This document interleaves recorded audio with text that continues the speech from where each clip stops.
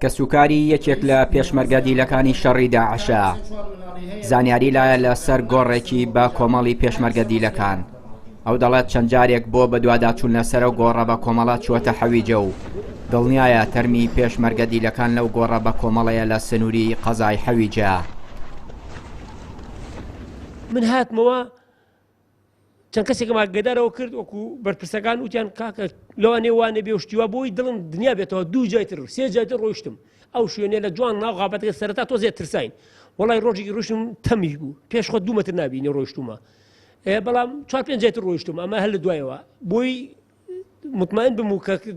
مەسئولەکان بامیان کرد زمانمە بڵم بەڵێ کاکە لێرە سەربەرانە دوایەوە محافظی کەرکووک و چەند مەسئولێکی گەورە و مدیری حاویجە ڕۆینە ئەو شوێنە تەسووریان برد و ڤیدیۆکانشیم لەلایە کە شوانەکان قساگرن کاکە بەڵێ پێشمەرگانی ناوە حەشدیان ناوە جێشیان ناوە ئەلێرە سەرانیان بڕی و مەدەنیانی ناوە ئەم قەبرانەیە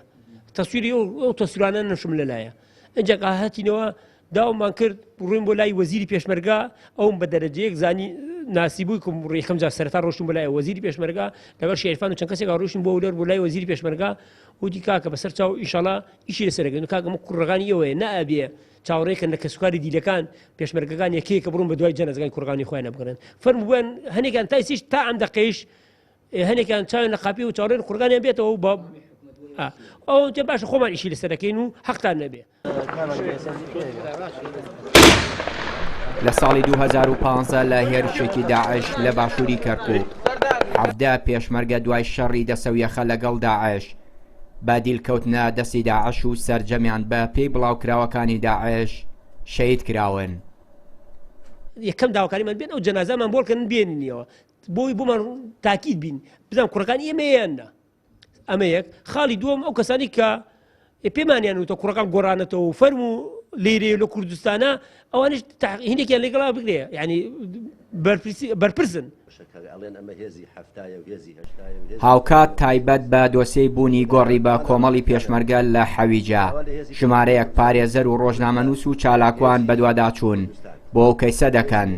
پارێزەرێکیش دەڵێت سەرجەم ڕێکارە یاسایەکان دەگرینە بەر بۆ هەڵدانەوەی ئەو گۆڕە بە کۆمەڵە. تەمانەمە یەکەم هەنگاوی دووەمانێمە دەبێ بە دوواداچوونەکەین لەگەڵ کە سوکاری دانیشی لەگەڵ کە سوکاری قوربانیەکانە پاشان ڕوبەڕووی دادگایانەکەینەوە و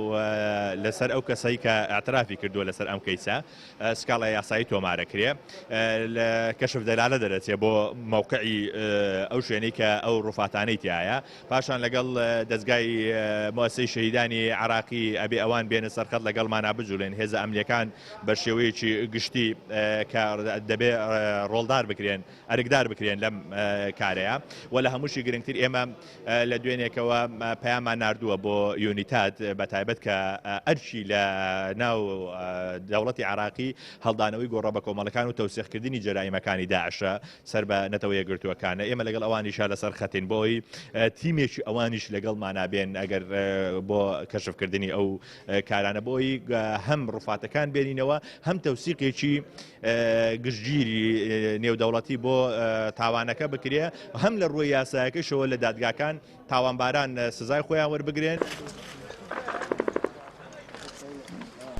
لە سەرەتای شەڕی داعش لەگەڵ پێشمەرگە وێڕای شەهید و برینداربوونی سەدان پێشمەرگە زیاتر لە 60 پێشمەرگەش بە دیلی کەوتنە دەستی داعش و تا ئێستا چارەنووسیان نادیارە کە سوکاریشیان داوا دەکەن